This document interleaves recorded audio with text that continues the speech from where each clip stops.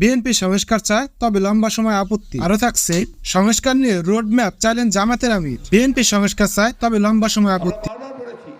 একটা যৌক্তিক সময় আমরা অবশ্যই দেব। যৌক্তিক সময় মানে এই না যে তারা অনেক বেশি সময় নিয়ে আমাদেরকে পূর্বের অভিজ্ঞতার মতো অন্য কিছুর মধ্যে চলিয়ে দেবেন, সেটা করা যাবে না।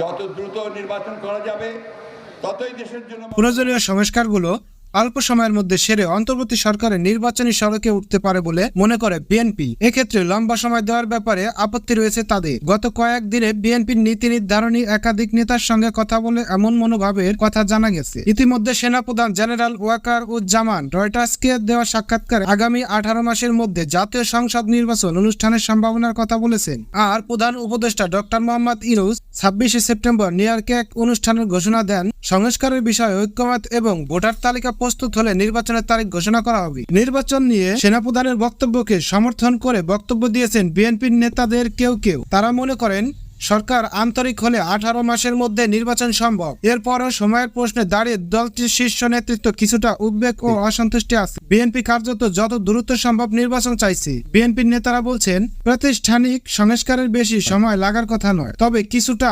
জটিলতা এবং সময়ের বিষয় আছে সংবিধান সংস্কারের প্রশ্নে। সেটি নির্ভর করবে অন্তর্বর্তী সরকারের সংবিধানের কোন কোন ক্ষেত্রে এবং কতটা সংস্কার করতে চায়। এর মধ্যে 6 কমিশন বলেছে তারা ডিসেম্বরের মধ্যে সংস্কার প্রতিবেদন জমা দেবে। বিএনপির নেতৃত্ব অন্তর্বর্তী সরকারকে পূর্ণ সমর্থন ও সহযোগিতার অব্যাহত রাখার ঘোষণা দিয়েছে, তবে সরকার যাতে একটি রোড ম্যাপ দিয়ে দ্রুত নির্বাচনমুখী হয় সে তাগিদ অব্যাহত রাখবে। এখন বিভিন্ন ক্ষেত্রে ব্যাপক সংস্কারের দাবি রয়েছে নানা মহলে। অন্তর্বর্তী সরকারের দেশের নির্বাচন ব্যবস্থা, পুলিশ প্রশাসন, বিচার বিভাগ, দুর্নীতি দমন কমিশন, জনপ্রশাসন ও সংবিধান সংস্কারের 6টি কমিশন গঠন করেছে। এতেও অসন্তুষ্টি আছে বিএনপি। দলটি আশা করেছিল কমিশন গঠনের আগে রাজনৈতিক দলগুলোর কাছ থেকে সরকার প্রস্তাব চাইবে। বিএনপির নেতারা বলেছেন, প্রাতিষ্ঠানিক সংস্কারের বেশি সময় লাগার কথা নয়, সেটি নির্ভর করবে অন্তর্বর্তী সরকার সংবিধানের কোন কোন ক্ষেত্রে এবং কতটা সংস্কার করতে চায়। এর মধ্যে 6 কমিশন বলেছে তারা ডিসেম্বরের মধ্যে সংস্কার প্রতিবেদন জমা দেবে।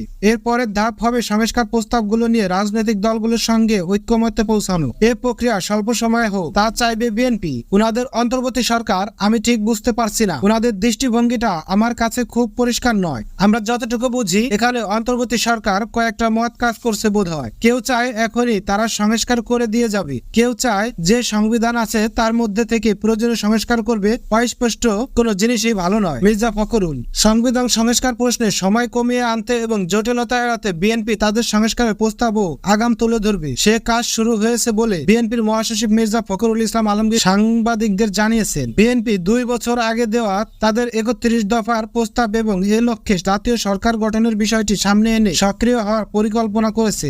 এই প্রতিশ্রুতি সামনে রেখে বিএনপি ইতিমধ্যে যুগপথ আন্দোলনের শরিকদের সঙ্গে যোগাযোগ বাড়িয়েছে, বেশ কয়েকটি দলের সঙ্গে পৃথক মত বিনিময় করেছে। বিএনপি বলছে তারা ভোটে নির্বাচিত হলে আন্দোলনকারী দলগুলোকে নিয়ে একটি জাতীয় সরকার করে সংস্কারগুলো সম্পূর্ণ করবে। সংস্কার নিয়ে 2টি রোড ম্যাপ চাইলেন জামাতের আমির। রাজধানীর ডিপ্লোমা ইঞ্জিনিয়ার ইনস্টিটিউশনের আজ বৃহস্পতিবার বিকেলে ঢাকা মহানগর দক্ষিণ জামাত আয়োজিত এক আইনজীবী সমাবেশে প্রধান অতিথির বক্তব্য দেন জামাতের আমির শফিকুর রহমান। অন্তর্বর্তী সরকারের কাছে 2টি রোডম্যাপ চেয়েছেন জামাতে ইসলামের আমির শফিকুর রহমান। তিনি বলেন, আমরা বলেছি একটি রোডম্যাপ দিলে হবে না, 2টি রোডম্যাপ দিতে হবে। প্রথম রোডম্যাপটি হবে সরকারে কি কি বিষয়ে সংস্কার কাজ করছেন ওনারা করবেন, আর দ্বিতীয়টি হবে সংস্কারের সময়সীমা নিয়ে। আজ বৃহস্পতিবার বিকেলে রাজধানীর ডিপ্লোমা ইঞ্জিনিয়ার্স ইনস্টিটিউশনের ঢাকা মহানগর দক্ষিণ জামাত আয়োজিত এক আইনজীবী সমাবেশে প্রধান অতিথির বক্তব্যে জামাতের আমির শফিকুর রহমান এ কথাগুলো বলেন। শফিকুর রহমান বলেন, এটা রোডম্যাপ যদি সফল হয় তাহলে দ্বিতীয় রোডম্যাপটাও সফল হবে। প্রথমটা যদি সফল না হয় দ্বিতীয়টার প্রয়োজন নেই, ওটা দিয়ে কিছুই হবে না। আর প্রথমটা ঠিক করার জন্য অবশ্যই এ ব্যাপারে অংশীজন যারা আছেন, রাজনৈতিক অংশীজন যারা আছেন, সরকারের কাছে দাবি জানাবো বিচার সম্পন্ন করতে পারেন অথবা না পারেন।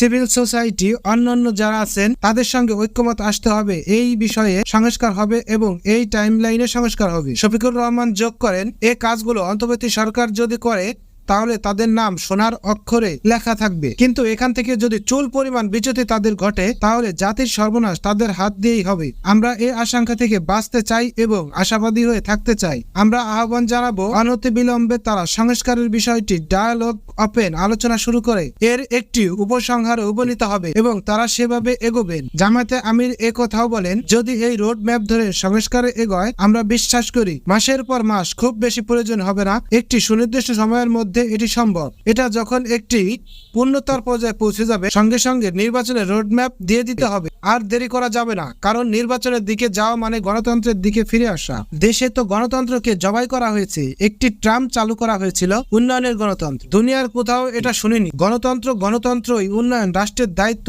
এটা কোনো দয়া নয়। অন্তর্বর্তী সরকারের কাছে মানুষের অনেক প্রত্যাশা ও কথা জানিয়ে শফিকুর রহমান বলেন, কিন্তু সব প্রত্যাশা যদি একটি অনির্বাচিত অন্তর্বর্তী সরকারই পূরণ করে দেয় তাহলে নির্বাচিত সরকারের দরকারটা কি এবং তারা কি পারবে? এটা তাদেরও জব না। এজন্য রাজনৈতিক দলগুলোর মধ্যে থেকে দাবি উঠেছে যে নির্বাচনের রোডম্যাপ দিতে হবে। আওয়ামী লীগ রাজনৈতিকভাবে ইন্তেকাল করেছে, ছাত্র জনতার অর্জিত বিপ্লবের মধ্য দিয়ে আওয়ামী লীগ রাজনৈতিকভাবে ইন্তেকাল করেছে বলে মন্তব্য শফিকুর রহমানের। তিনি বলেন, শেখ হাসিনা গত 15 বছরের শুধু দেশকে নয় তার দলকেও আওয়ামী লীগকেও ধ্বংস করে দিয়েছে। শেখ হাসিনা পালিয়ে যাওয়ার সঙ্গে সঙ্গে তার দল আওয়ামী লীগের সব কার্যক্রম বন্ধ হয়ে গেছে। দল পরিচালনার মতো কিংবা দলের হাল ধরার মতো একজন লোকও আওয়ামী লীগে নেই, কারণ আওয়ামী লীগের গণতন্ত্র চর্চা নেই। তারা ব্যক্তি বা পরিবারের মধ্যে রাজনীতির সীমাবদ্ধ রেখেছে।